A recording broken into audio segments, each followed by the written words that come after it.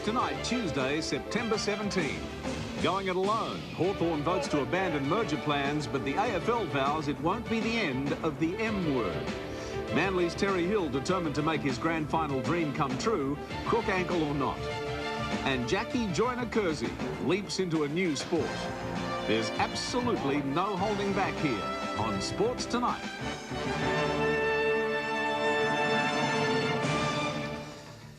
Hello everyone and welcome. I'm Tim Webster. Also tonight, Tony Lockett pulls up at training again and Geelong basketball coach Ian Stacker faces the music over a foul language charge. But first, officials, players and fans of the Melbourne and Hawthorn football clubs are still reeling from last night's extraordinary merger meetings. In the wash-up, the Hawks voted against and the Demons narrowly for a merger. The bottom line is the marriage of the two clubs will not go ahead. It's a funny place, Melbourne, when you start tapping into the emotion of people. Football was the only part of their life, but a real big part of their life that they hung on to as like a religion, I suppose. This group of people would sell the soul, the integrity and the existence of the Melbourne Football Club. A drained Don Scott, reflecting on an incredible night in Australian rules football history. A night where passions were ignited beyond belief. A Velcro horse and a Melbourne Guernsey. Scott's payback campaign won the day, claiming 65% of the vote against a merger. But the former club captain also copped some slack for his attack on Melbourne president Ian Ridley. We've now got the money and we've got a plan to go forward. Go and put it to him, the arrogant little bastard. It's arrogant. Well, I don't mind the bastard part, but I'm not too happy about the arrogance. Ian, I apologise. You're a better man than what I made you out to be. Hawthorn president Brian Coleman bore the brunt of some hefty abuse. There are kids here who have been spoilt. Today, he was hurting and announced his resignation. Like outgoing AFL Supremo Ross Oakley, he remains sceptical. I'll support them and I hope that they make a go of it, the new group, and I wish them all the best, but I've got my reservations. The fact is that it is going to be very difficult to see this number of clubs survive in Victoria. And if clubs do not merge, then they run the risk of going out of business. An interim board will take over the Hawthorn club within a fortnight, but the battle remains to become a viable entity. I've got $300,000 sponsors already. Ian's got a few. So, I mean, it's very marketable at the moment, Hawthorn. Melbourne president Ian Ridley is expected to meet with Demons white knight Joe Gutnick for financial talks in the next few days. But will he be looking for a new merger partner? No way. No way. I'm like Roddy Casey. I'm heading for the bunkers. You just remember that one club actually voted in favour, its members voted in favour, the other, by a small margin, voted against it. It wasn't that far away from a decision being made in favour. Yes, regardless of the logic, great to see fans that emotional about their club. Yet another twist in the continuing saga of Tony Lockett's groin injury. The Swan star full forward cut short tonight's training session, refuelling concerns over his fitness going into Saturday night's do-or-die final against Essendon. Once again, the media posted on Lockett alert. Would the star full forward train? If so, when? But tonight the wait was short, the big number 4 surfacing with the rest of his team, although coach Rodney Eade admitting before training he wasn't overly happy with the results of yesterday's groin scan. Probably might have been a little bit more advanced, but we'll just have to wait and see how he trains the rest of the week.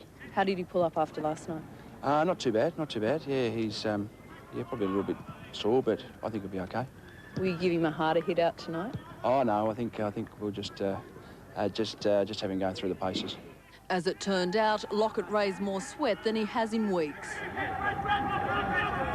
But after about 45 minutes, Lockett had a word with Eade and then left the ground.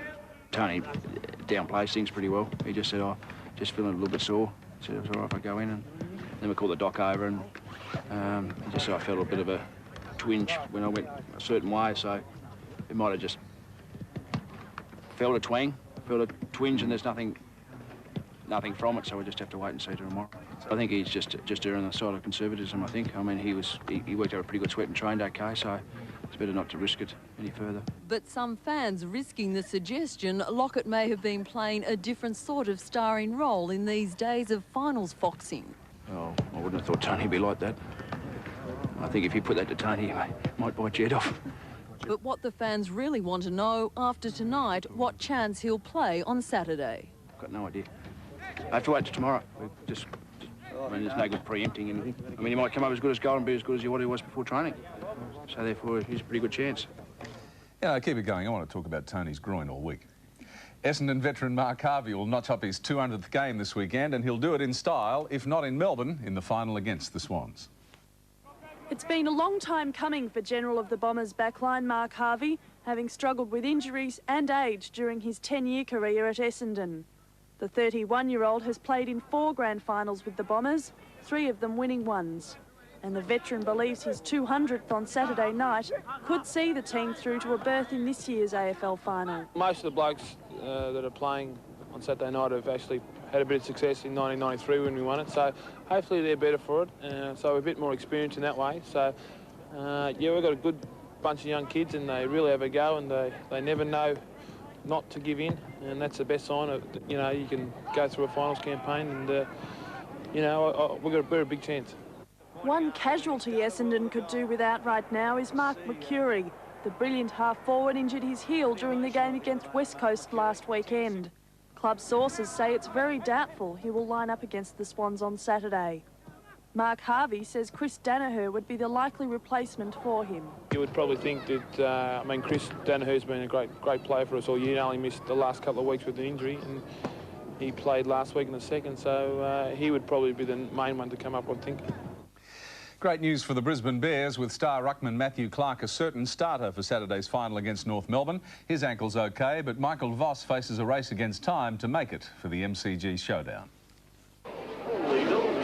The injured Bears were all taken back by a rock star-like welcome on returning from hyperbaric chamber treatment in Sydney. But no one was complaining, all delighted to be walking 4 days out from the game. Clark, the best of the lot. I thought it might have been an Achilles problem, but it's turned out just to be the ankle joint, and it's settled down really well. So I'm virtually certain that I'll be there. Brownlow favourite Voss cast aside his crutches, but still has a way to go. Couldn't, put a lot of weight on it before, but now I can rest my whole body weight on it, so. But the prolific midfielder refuses to give in after making giant strides daily. If it keeps on improving in the ratio that it has in the last 48 hours, then I can't see why it wouldn't be ready for the game. Akamanis is hoping for a miracle. Too strained to do any kicking, running or any such like at this stage, that's for sure. The Bears trained minus the trio, who were rushed into physio from the airport. They're not expected to run with teammates prior to the game. Clark's availability is the big bonus. He's possibly the only man capable of nullifying North's big man Corey McKernan. Yeah, it's always a good challenge. He's had a great season, he's a great player, and it's good to play against the best. In Melbourne, the Roos have lost key defender Stuart Anderson with a hamstring injury, but remain premiership favourites. Now for a bit of SANFL news, and North Adelaide's Josh Franku has taken out this year's McGarry medal. The young follower was presented with the Best and Fairest award and a cheque for $10,000 during a gala dinner in the city of Churches. In one of the most one-sided contests in years, Franku won by 11 votes ahead of Port Adelaide's Fabian Francis. The 21-year-old has played 56 games for the Roosters since his debut in 1993. Rugby League now, and injury worries persist for the game's top 4 clubs. St George have included doubtfuls David Barnhill and Scott Goulet in their side for the elimination final against North Sydney on Saturday. Barnhill returns after missing the win over Sydney City, with Nathan Brown going back to the bench. The Bears have named an unchanged lineup from the side that beat Brisbane 2 weeks ago. They've included both lock Billy Moore, who suffered a torn hamstring, and winger Brett Dallas, who has an injured foot. Both have been given until Friday to prove their fitness, although a confident Peter Louis says he may consider resting his star winger until the grand final. And Manly centre Terry Hill will be given until as late as necessary to prove his fitness for Sunday's elimination final against Cronulla. Hill has been troubled by an ankle injury and will need injections to get on the field, but Terry is adamant he'll play. Being Manly's only injury concern, Terry Hill was naturally the focus of attention. A relaxed session in the pool was just what he needed for the ankle, which has responded well to intensive treatment. After looking a non-starter last week when he was limping, he now expects to play. I'm in, you know, I'll definitely play, and I've got to think that way and think positive. And but like I said, I won't know 100% until I actually put the pressure on the ankle and extend out. Hill damaged ankle ligaments against Sydney City. He's aware of the risks of playing unless fully fit. In '94, I learned that lesson. I went on the field and I played with, you know, 8 or 9 painkiller needles in the side of my hip, you know, and I think Steve Renoff ran around me and went 80 metres. And, you know, I'll never forget that. And, I mean, and Mark Harrell's made notice. He's always reminded me of it. Hill will have a fitness check on Friday. Apart from the injury concerns over Terry Hill, Manly's other worry, the recent goal-kicking lapses of champion fullback Matthew Ridge. This was one that Ridge landed against the Roosters in a rare off day for him. Arguably the best in the game, he's not concerned with his recent form. I don't think there's anything to worry about. I mean, you know, 80-odd% is pretty good, and I think if I can carry that into this week's game and knock them over, then she'll be sweet. Together with wingers Danny Moore and John Hopewadi, Ridge is certain to be targeted by the Sharks kickers. Kicks only work if you give the opposition field position, and you know we'll be looking to, you know, hopefully keep Cronulla out of our you know, out of our danger zone as much as we can. But you know, obviously they're going to get down there at some stage, and we'll be working on nullifying that. Critics claim Manly don't enjoy playing the Sharks, having lost their last 2 encounters. And this time last year, Cronulla was suffering the playoff blues instead of more pre-final nerves. A premature end to their 95 finals campaign left the Sharks wondering what might have been. Sunday's game against Manly is the next step towards finding out. In seasons gone, September has been a downhill slide for Cronulla, but Big Les Davidson and the rest of the Sharks family know it's a different game this year. The Sharks are still alive in the premiership and very much a premiership threat. It's just a great time to be playing football. I mean, if you're playing football this time of year, you know you've got a chance at winning the grand final. So, I mean, everyone's really excited. Saturday's opening blitz against Brisbane blasted any thoughts of the Sharks again stumbling at the semis. We realise this is a great chance for us. I mean, the 4 teams who are up there, it's a bit of a lottery who's going to win. It's just whoever plays best on the day and who keeps their head under pressure, and there's going to be plenty of pressure this weekend. Forward Danny Lee benefits more than most from Cronulla's longevity this season. A 2-week suspension interrupted Lee's playoff series, but the grand final dream is still alive. It's a light at the end of the tunnel for me, and you know, we've got a tough game on Sunday. If we get through that, well, we're in the grand final, and you know that's really good. Halfback Paul Green has overcome a slight shoulder injury. Once again, his kicking game will be the focus this week. It's no secret the Sharks will again look to the sky. Cronulla realises the bomb is an important weapon against the team with the best defensive record in the league. A team can do 5 great tackles and they've still got to stop the bomb sort of thing, you know. And with guys like Peachy and Richie who can, you know, jump higher than anyone in the club, it's a great weapon for us. And while the season may be over for him, Western Reds coach Peter Mulholland remains unsure about his future. The Reds board is yet to inform him whether he'll be required for 1997, but rumours persist he won't be there next year. Peter Mulholland is in coaching limbo, in early preparations for 1997, but still unsure if he'll be at the Reds' helm. I was told last week now that it won't be decided until after the court case, which the appeal could be any time. After a poor start to last season, Mulholland was given a final ultimatum by the Reds board. The side responded by downing minor premiers Manly. We had a good run from Manly from, I think, around 13. We came on with 6 results, which was not too bad, and you know, we had 4 in a row, which the club's never achieved before. But the Reds were competitive all season, losing 7 matches by less than 10 points. In their first 2 seasons, the Reds remained the 3rd most successful side to enter the national competition. Only Brisbane and Auckland, both from rugby league strongholds, having more success in their formative years. It's a pleasing statistic. Whether that's good enough or not for me to keep a job, I don't know. But for now, Mulholland remains locked in a waiting game in which he has no control. The fact that we are in an AFL stronghold, the fact that we probably have had to deal with a lot of controversy, you know, in our formative years, you know, since day one, we've really been behind the 8 ball. I mean, I'm being paid. I've got, as I said, 2 more years to go, so I just can't force a decision that's, you know, that's not my decision to make. We're just getting settled here on Sports Tonight. Coming up, Perth Breakers hotshots Gina Stevens and Tully Bevilacqua revel in their all-star status. And a change of direction for athletic great Jackie Joyner-Kersey. Geelong coach Ian Stacker has been fined $500 and given a week's suspension after appearing before the NBL tribunal in Melbourne tonight. The Supercats coach found guilty of a foul and abusive language charge after being reported for swearing at referee Eddie Crouch during Friday night's game against the Sydney Kings. NBL tribunal officer Ken Madsen took into account Stacker's previous excellent record. His one-week suspension can be served any time up until the end of the 1997 season. Accolades tonight for Perth Breakers guard Gina Stevens, capping off a great season in the Women's National Basketball League with selection in the competition's All-Star 5.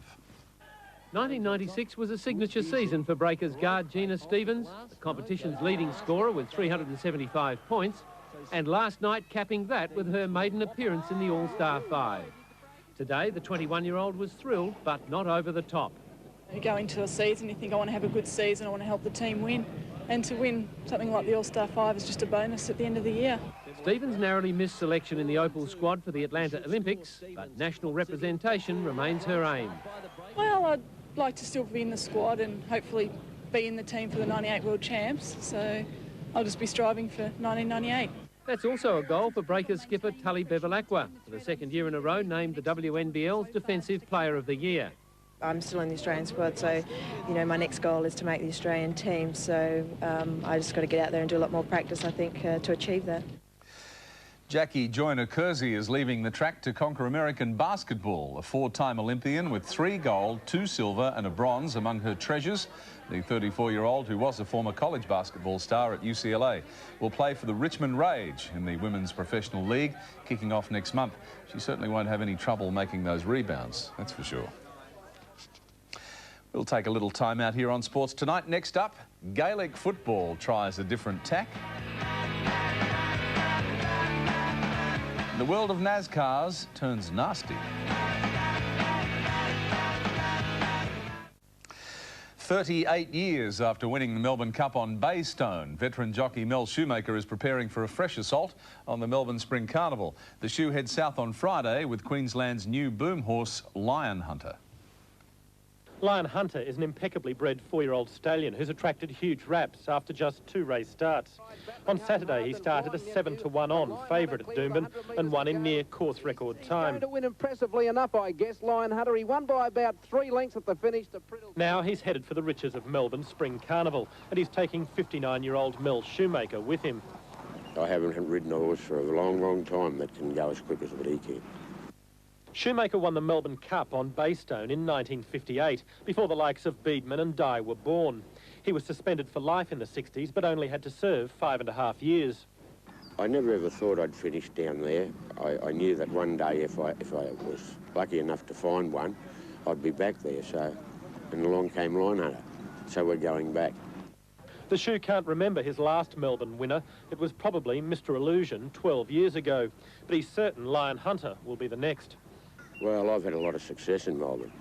I've won quite a few big races there, and really the tracks won't worry me. I don't think they've changed any, and the racing hasn't changed. You know, it won't worry me, and I don't think it'll worry the horse. Trainer Ken Turner has plenty of faith in Lion Hunter. He says his times speak for themselves, and he has just as much faith in Shoemaker. He says the owners won't be looking for some younger, more glamorous rider.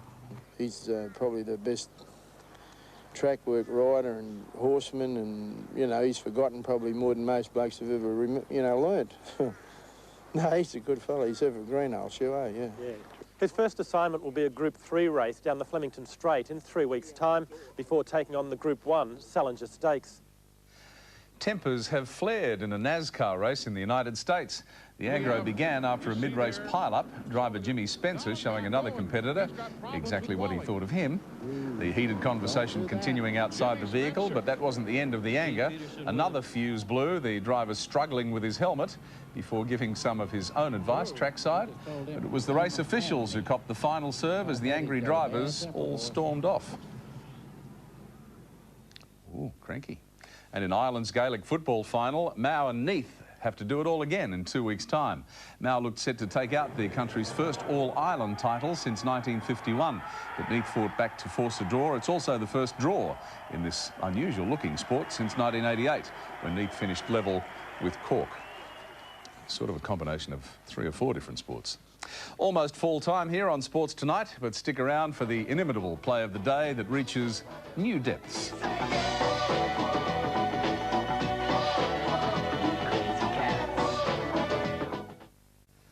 Time for our play of the day, and tonight we sink to the murky depths for some deep sea diving. Italy's Umberto Palissari attempted to break the record in no limits unassisted diving. The 31-year-old plunged 131 metres to set a new world mark. Long time to hold your breath, old son, and for that you get our play of the day. And a new set of eardrums. That is Sports Tonight for this Tuesday, September 17. I'm Tim Webster. You look after yourselves, and we'll see you all tomorrow night.